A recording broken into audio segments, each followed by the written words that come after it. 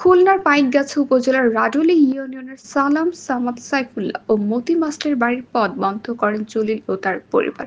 পথটি ছিল যৌথ, প্রথম অংশ সামাদদের জমি, দ্বিতীয় অংশ জালালের জমি ও তৃতীয় অংশ সামাদদের। রাস্তাটি যৌথভাবে তৈরি করা হয়, কিন্তু পারিবারিক গ্যাঞ্জামের সূত্র ধরে রাস্তা বন্ধ করে জালাল ও তার পরিবার।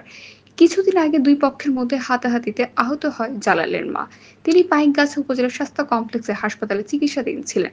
মামলা করা হয় ৬ জনের নামে, ৪ নম্বর আসামি করা হয় মতি মাস্টারকে। কিন্তু তিনি সে সময় তার মাদ্রাসায় ছিলেন। মতি মাস্টার সাংবাদিকদের জানান, তাকে হয়রানি ও তার মানসম্মান নষ্ট করার জন্য তার নামে মিথ্যা মামলা করা হয়। সাইফুল্লাহ জানান, আমার গর্ভবতী স্ত্রীর পেটে লাথি মারে ও চুল ধরে টানাটানি করে তাকে আহত করেছে জালালের মা শাহিদা বেগম। সালাম সর্দার ও সামাদ সরকার বলেন, আমাদের এই পথটি যৌথভাবে তৈরি করা হয় দীর্ঘ ১৫ থেকে ১৬ বছর আগে। আমরা সকলে এই পথ ব্যবহার করি। এর ভেতরে ৩ বার রাস্তাটি সংরক্ষণ করা হয়। আমরা যৌথভাবে রাস্তাটি সংরক্ষণ করি।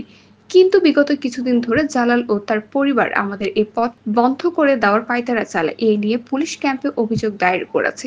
আমরা তদন্ত সাপেক্ষে এর ন্যায্য বিচার দাবি করছি। আমার নাম মোহাম্মদ মতিয়ার রহমান।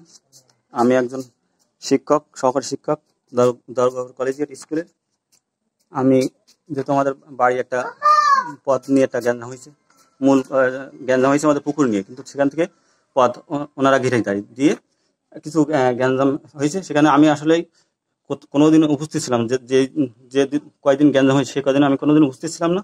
তারপরেও আমাকে মানে এই মামলায় আমাকে মান সম্মান নষ্ট করার জন্য আমার এই মামলায় জড়াই আমাকে ৪ নম্বর আসামি করা হয়েছে। এবং আমি যে প্রতিষ্ঠানে উপস্থিত ছিলাম, সেই প্রতিষ্ঠানের আমার সেই প্রতিষ্ঠানের সেই কাগজটা এখানে, যে ওই দিন যে ঘটনা ঘটেছে সেই ঘটনার সময় আমি আমার প্রতিষ্ঠানে উপস্থিত ছিলাম, এবং সেখানে আমি একটা আলোচনা অনুষ্ঠানে উপস্থিত থেকে থাকার পরও আমাকে মানে আমার মান সম্মান হানি করার জন্য আমাকে জড়িয়ে এটা মামলাটা করা হয়েছে। আমি এর সুষ্ঠু তদন্ত সাপেক্ষে আমি ন্যায় বিচার কামনা করি।